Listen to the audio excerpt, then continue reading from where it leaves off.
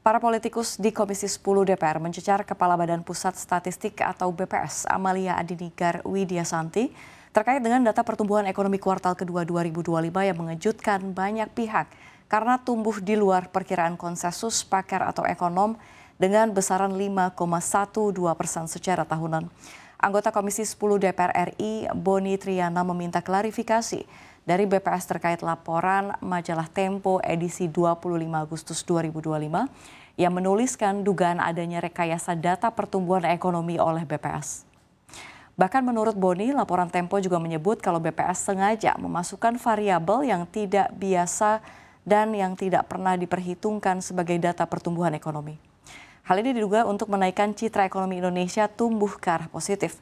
Senada anggota Komisi 10 DPR RI Latinro Latunro juga menyatakan keraguannya terhadap data yang dirilis oleh BPS soal pertumbuhan ekonomi. Keraguan ini timbul karena adanya perbedaan dengan data yang disajikan oleh sejumlah lembaga.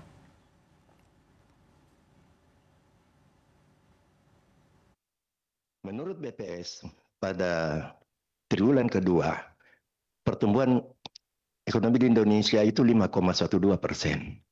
Di sisi lain, dari Selos mengatakan hanya 4,6. Kemenq bahkan mengatakan 4,7. Ekonom dari Bank Permata mengatakan 4,78. Dari Bank Danamon mengatakan 4,79. Bloomberg mengatakan 4,9. Sedangkan BPS sendiri yang berada di atas 5,12. Ini secara matematik.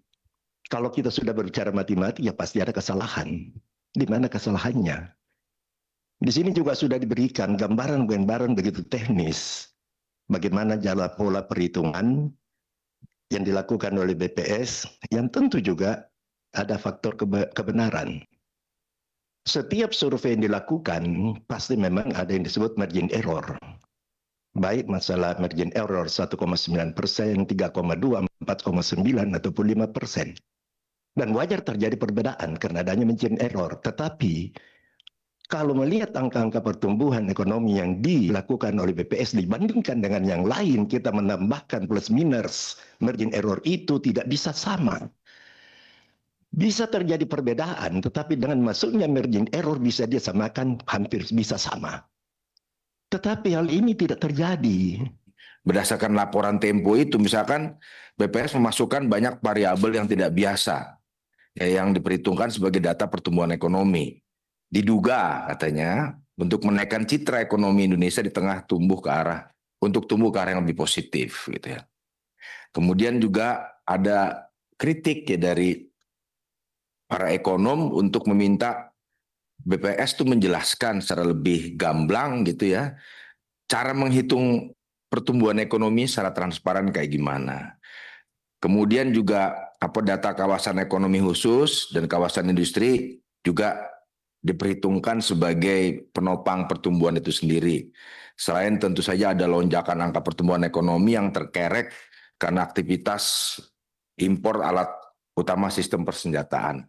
Itu yang saya baca dari Tempo. Tapi judulnya cukup bikin penasaran dan bikin bikin pertanyaan buat saya, ya akrobat gitu ya. Jadi seolah-olah ada semacam rekayasa gitu. Nah, tolong saya minta penjelasan gitu, biar dengar dari sumber primernya nih langsung. Menanggapi keraguan DPR, Kepala BPS Amalia Adinigar Widyasanti mengatakan lembaga yang dipimpinnya bekerja berdasarkan data dan fakta, bukan proyeksi atau asumsi. Data tersebut juga dihasilkan dari pengolahan lebih dari 1.000 variabel. Selain itu, Amalia juga memastikan bahwa DPS atau BPS terus menjaga kualitas dan keterbandingan internasional karena BPS juga diawasi oleh berbagai pihak. BPS selalu menjaga kualitas dan keterbandingan internasional karena BPS juga diawasi oleh berbagai pihak.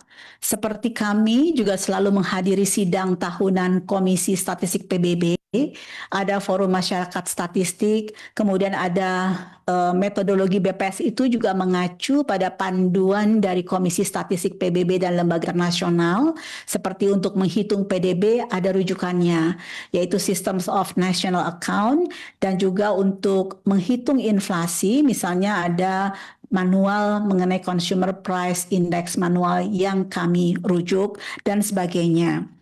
Kemudian tadi secara singkat, Bapak dan Ibu, BPS juga anggota komunitas Kantor Statistik Dunia.